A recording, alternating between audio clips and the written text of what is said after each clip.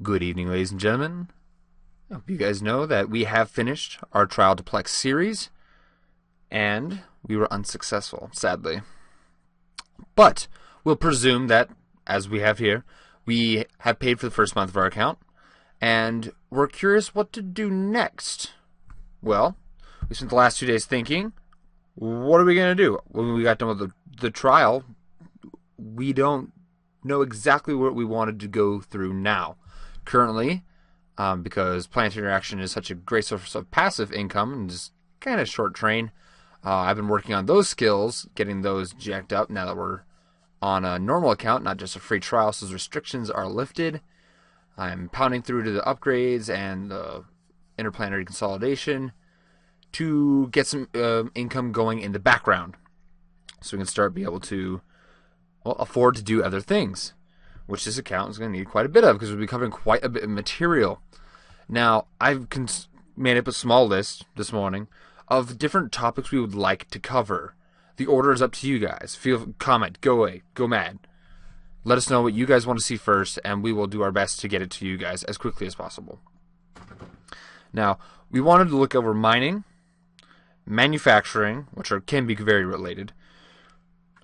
We want to look at a little more in depth in missioning, running missions, different levels, different payouts, how to get resources, and like really how to, because once you get to a certain level mission, like more like level 4s, you kind of have to know the exact mission you're going on or be prepared enough for it. And a lot of these things have a lot more in-depth scenarios, and we're going to go in-depth with some of these as much as we can. Some of the other things we were going to be talking about is ratting and high sec, low sec, null sec. We probably won't go into wormholes with that, but that is an option. We are going to also look at trading. Not only the station trading that we've done in station here, but say we were going to... I wonder if I can find a buy order quick. That is... I'm sure there's nothing... Okay. So, what we could do, I guess, it is just imagine this price was much lower. Say it was like 2 million lower than the price down here for the MOA. So we bought the 14 jumps away. They have one MOA. You wouldn't do this with ships. Usually you'd use it with the modules or something you don't have to fly by yourself. You can pick up on a ship and fly it back here. This was 7.2. So you buy for 7.2 million and you fly it to where we currently are in Jita, the highest buy order, and you sell it and you take that. And like I said, normally we get into ship equipment and go somewhere. Let's see, are these common enough? 40 million, 25. Yeah, imagine some of these items are that way. Or sometimes even the sellers. You can, like, I can go pick it up for 40 at 7 jumps off and bring back here to sell for 54. That's a 20-ish % profit. It's possible. It depends on how you want to spend your time. We'll talk about different ships to use there for different types of hauling, for mass hauling and high sec. I mean, just ships kind of more geared towards that. There are ships designed for low sec and null sec for getting things in covertly and in such a sneaky manner. So we'll hope to go over that a little bit. Probably only a couple of videos with hauling. For other trading stuff, we're going to look at not so much necessarily how to set up scams, but how to avoid scams. Jita's local is almost completely scams. And if anyone almost even speaks in there, you should just automatically decide not to trust them for the rest of your life. I'm exempting when I talk in there. Trust me when I talk in there. That's a good thing. Also, we're going to look at some people like to make spreadsheets. There's a way to make a spreadsheet in Google for station trading that you can pull the information from Eve API, which is the Eve's system, and you can actually get all the information, all the market prices and everything, the volumes. You can get all that from Eve's API system and submit it into the spreadsheet, and you can work that spreadsheet like Excel, and you can get all the profit margins and everything on them and have them live update. Some people color code them to say, like, green's like a really good margin. They say green would be like above 15 or 20% or something like that. And people do that, and we'll look into that at some point in time. Again, as determined by you guys in the comments. Now, one I do have after that is planetary interaction, which we just quickly did there. In fact, I can actually upgrade that thing a lot. Maybe we'll work on that next episode. We're going to talk about setting things up single planets. Use a way you can organize them on multiple planets to build a single item. For the really high-end items, you start getting to, where are we? No, that's wrong. This one. Materials, planetary materials. Raw materials is what we're picking up. We process them into processed materials. You can get into refined commodities, specialized commodities, but the advanced commodities, the plant they need can only be built on temperate and barren planets, and these sell for a lot. It takes a lot to build them. That's why they sell for a lot. It takes a lot of energy and work to build them. But there's still profit in them. Still plenty of profit in them. So we're going to go and we're going to talk about that. And Gen almost always requires, it does always require, it requires so many different materials that you're going to need to have multiple planets set up to get the different materials that you need. Because not all planets have all materials. And we'll go about that when we talk about planetary interaction as well. We'll also talk about how to set them up for the best profit, how to look for the best thing you really want to produce. Like I said, we're going to go over different setups. And we're also going to talk about there's a difference in that, and such that high-sec planets have the least amount of resources compared to low-sec, null-sec, and wormhole space, which will have the most resources on a planet.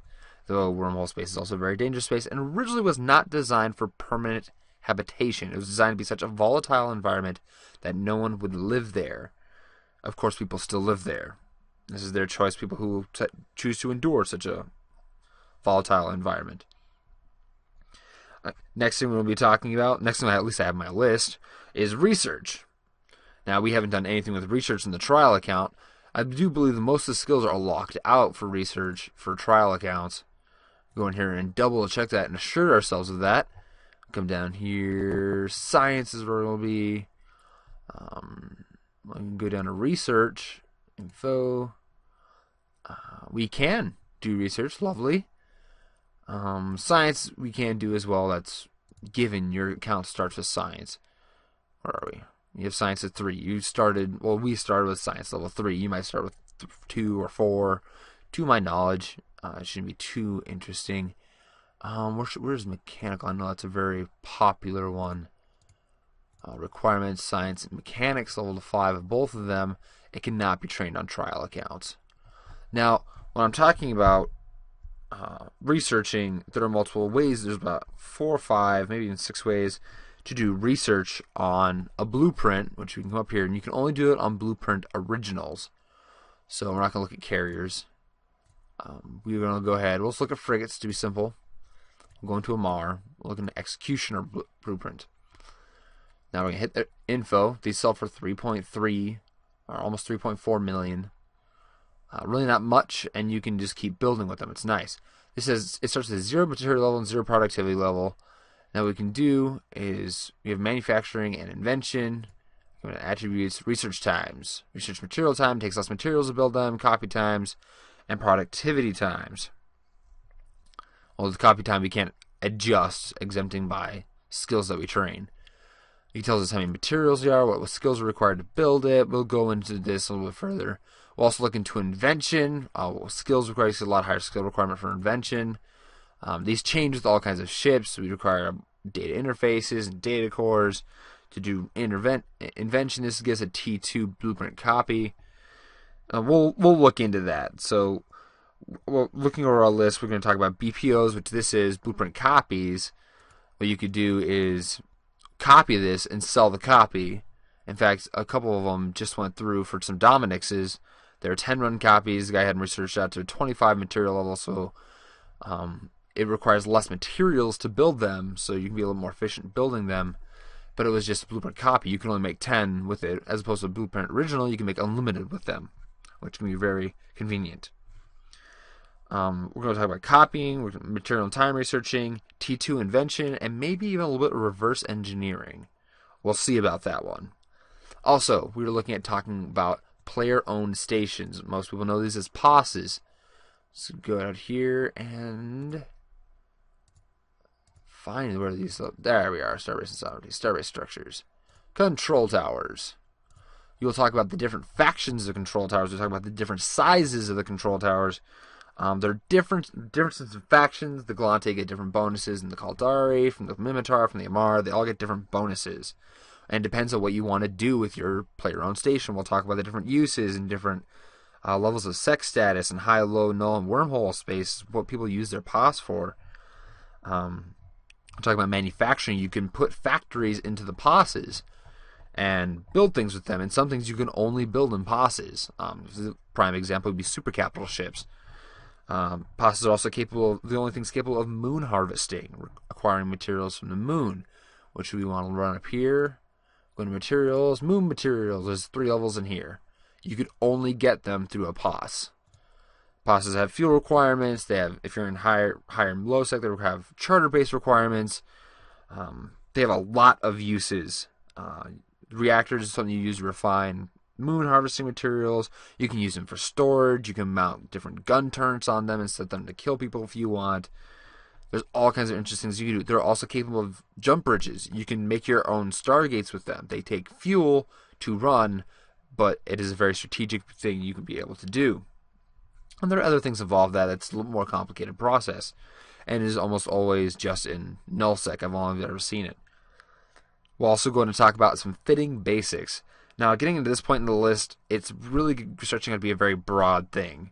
We don't select like an episode per ship, per fit on that ship, to be able to talk about why it was fit that way, what you would do with it, what kind of things you'd be looking for, and how to adjust different things in it. There's so much different things you can do with fitting ships on EVE Online. It'll make for many more videos to come. We ideally will talk about a little PvP. I cannot say I'm the most experienced at PvP, but I do know some people who are definitely much more experienced than myself. I'm not saying I have little, but I do have some.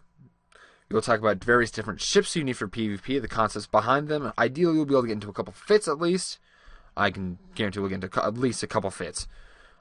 It might not be a whole extravaganza of a biography of fits that you could ever possibly have on EVE Online. That'd be decent. I also don't promise any magical fits that'll save you from everything. No such fit exists. For example, with PvP ships, we have ships designed for tackling things, just getting on top of somebody, stopping them so someone else can shoot them. DPS ships, they're designed to actually just blow something up. You can't stop them from moving. You can't make sure they don't go anywhere. You have special abilities. You're just designed to get damage on them and blow them to pieces. There's fast tackle ships, which is really similar to the tackle, but it's usually more like interceptor territory, which is a Tech 2 ship. We have bombers, which is a Tech 2 covert op ship. They're the only ship capable of projecting a bomb out, which has a ridiculous amount of damage, and a fairly good sized explosion radius, and are quite well used against various targets. And they're best used in small fleets. 8, 16, multiples of 8 are generally a very good idea due to the bomb's resistances, and we'll talk about that later when we talk about them. We have Black Ops ships, which have really interesting special abilities. We have Sinos for the capital ships, and we will definitely be talking about capital ships because they are giant and gorgeous. Speaking of, one of the capital ships I'm hoping to be flying, not necessarily on this account, but another account, quite soon here is an Amar Archon. We are getting these things is 3.175 kilometers long. It is huge, puts out a ton of DPS, and it can tank a lot, especially compared to subcap ships. For capital ships, exempting jump freighters, there's everything. None of the cap ships have T2 models. An Aeon is a super capital, one of the 2 types. There's super carriers and Titans. These ships are massive. They're very special. They're very focused oriented. If you have a character that has a super capital, that's just about all they can do. You would need to design a second character in order to which to sit in them while your main character is not in them, or else someone can just jump in and fly away because you can't put it in a station. Anyway, this is going to be our video for the day. I hope you guys enjoyed this. This has kind of just been an overview. Please go ballistic in the comments. We would love to see what you guys want us to cover first, and we'll do our best to meet your expectations. You guys have a great rest of your evening, and thank you for keeping up with us. Please do subscribe and the button on the bottom left of this video screen. Have a great night.